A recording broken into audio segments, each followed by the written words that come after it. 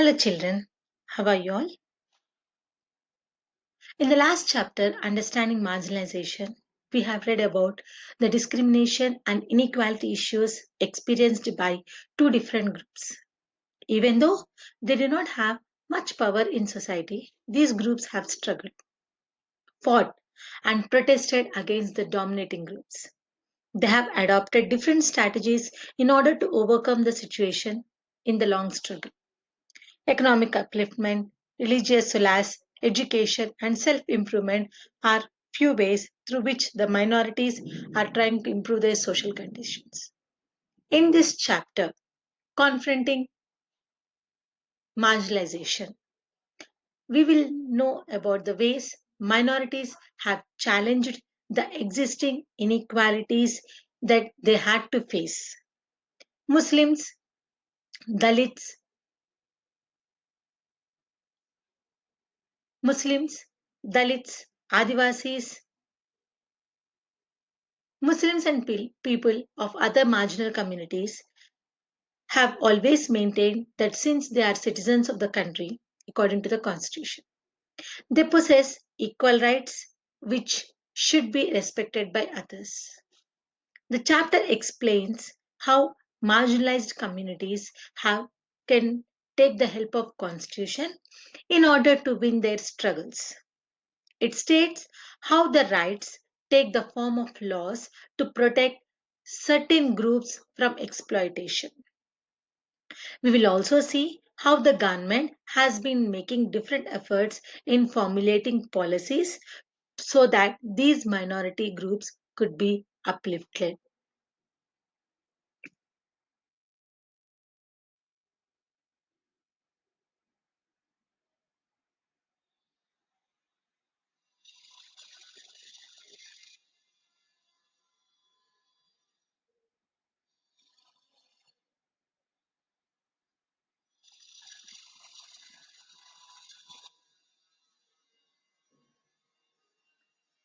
So these are the fundamental rights.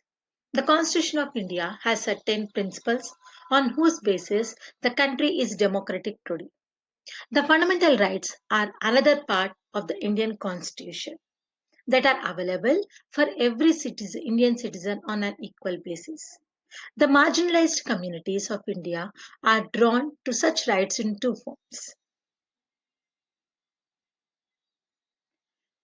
As first, as they insist on the fundamental rights provided to them by the Indian Constitution, they force the government of India to recognize the cases of injustice that they are facing. Second, they have made a pressure on the government to enforce such laws. There have been several instances in the recent times which have forced the Indian government to recognize the injustice carried out against those who are marginalized.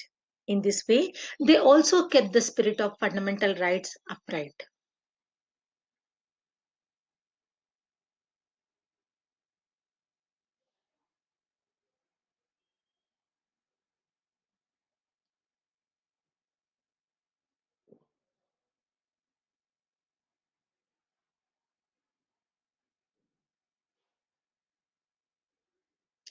The Article 17 of the Constitution abolishes this untouchability. It means that no one can force the Dalit from not entering temples, educating themselves. If they face untouchability, the government would not allow this. It is a punishable crime now. The word Dalit means broken. It is used by different groups to highlight different discrimination faced by them. The Constitution consists of several sections that strengthens the argument against untouchability. Article 15 states that a person can't be discriminated on the basis of caste, creed, religion, sex, or gender. The Dalits have taken the help of this article whenever justice were denied to them. With this law, the Dalits can invoke these fundamental rights when they feel that the majority community or even government has treated them badly. With this law, they have been successful in drawing the government's attention to the constitutional laws so that they could get justice. The minorities have particularly drawn upon right to cultural and educational rights and freedom of religion. Minority religions such as Parsis and Muslims have the right to be guardians of their respective cultures and contents. They also have the rights to take decisions to preserve their cultures. By granting different forms of cultural rights to these communities, constitution body has granted cultural justice to them. It is done to ensure that the culture of minorities is not dominated or wiped out by the majority of communities. Laws for the marginalized. The government of India has come up with different laws to protect the Indian citizens. There are different ways through which action is taken. To protect the marginalized sections, there are several policies and laws. There are various ways through which these schemes or policies emerge, like by undertaking surveys or setting up government committees. These policies are promoted by the government so that these specific groups can get opportunities. Promoting social justice. In order to implement the constitution, both central and state government create schemes which are implemented in tribal areas or places where Dalit population resides. For example, the government provides subsidized or free hostel facilities for those students belonging to Dalit or Adivasi communities. Through this, they can get educational facilities which are not available in their areas. Apart from providing few facilities, the government has also implemented a few laws in order to prevent inequality present in the system. One such policy is reservation, which is highly significant for these people. In educational institutes and government jobs, seats are reserved for the candidates of marginalized sections. In our society, the marginalized people hardly got any opportunity to learn and work. They also could not develop new skills. Their basic rights were denied for centuries. Therefore, it is the duty of the democratic government so that they can rise high. How does the reservation policy work? The state as well as central governments have maintained their own list of the caste and communities that fall under scheduled caste, scheduled tribe, other backward caste, most backward caste, etc. The people who fall under those categories are issued caste certificates. They have to produce these certificates while they apply for the admission in the educational institutes or government jobs. If that particular caste is identified with present in the government, they are granted the reservation benefit. The government decides cut-off marks for different entrance tests for professional educational institutes such as engineering, medical, management, etc. Those marginalized students who have scored over this cutoff are granted admission. They are offered scholarships so that they can continue their education without any hindrance. Protecting the rights of Dalits and Adivasis. Let us let us read a case study. The villagers of Jakmalgur are gearing up for a big festival. Once in 5 years, the local deity is honored and priests from 20 neighboring villages come for this 5-day event. The ceremony begins with a member of the Dalit community washing the feet of all the priests and then bathing in the water used for this. In Jetmalgur, the person who performed this task belonged to Ratnam's family. His father and grandfather had both performed the same task before him. Though they were never allowed to enter the temple, this ritual was viewed as a great honor bestowed on them on this special occasion.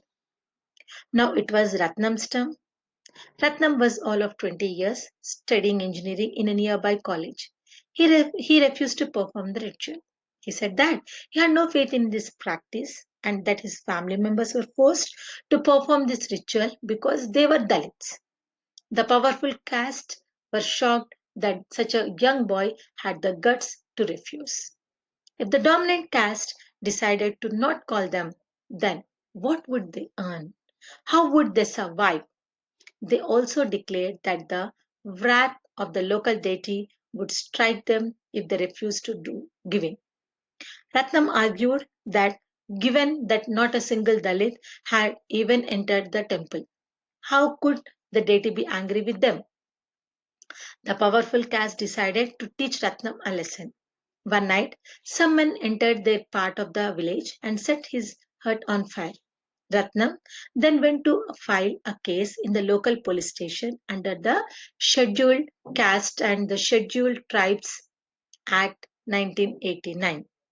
The case was picked up by the local media that led to many journalists visiting the village. Ratnam was written about as a symbol of Dalit action. The ritual was called off, but his family was forced to move out as they continued to be ostracized by the powerful caste in the village. Now, the Scheduled Caste and the Scheduled Tribes Act. Why was this act introduced? After the Dalits and other marginalized communities started making demands from the government to seriously consider the ill treatments and the harassment faced by them, the SC and ST Act was framed in 1989. Dalits and marginalized communities had to face harassment at every stage. Although such treatment existed for a long time, however, it took a violent form during the 70s and 80s. After facing violent treatment, a number of assertive groups from Dalit communities came ahead in order to assert their rights. They refused to perform several caste duties and demanded that they should be treated equally. Due to this, people from upper caste started unleashing violent practices against those who demanded their rights. Despite being prohibited in the constitution, untouchability was practiced in the country in a hidden manner. Dalits highlighted this practice and demanded for new laws to punish those who practiced atrocities against them. Similarly, during the 70s and 80s, the Adivasi communities organized themselves to demand equal rights and to demand that their lands that were taken away from them should be returned to them. Even they had to face violence from those who were in power. Due to the nature of violence faced by the Adivasis, there is a long list of punishable crimes listed under this act. Few of these crimes are too horrible to even think about. Through this act, people come to know about what dreadful deeds human beings can perform. Apart from avoiding punishment to the culprits, these laws also influence the way people think and act. Several levels of crimes are distinguished by this act. Firstly, modes of humiliation, which are more morally reprehensible and physically horrific, are listed. It seeks to punish those accused who force a person from SC or ST to eat or drink any obnoxious or inedible item, forcibly removes clothes or those from SC or ST community, paint their face or body, parade them naked, commits any other act which is derogatory to the dignity of human. Secondly, the actions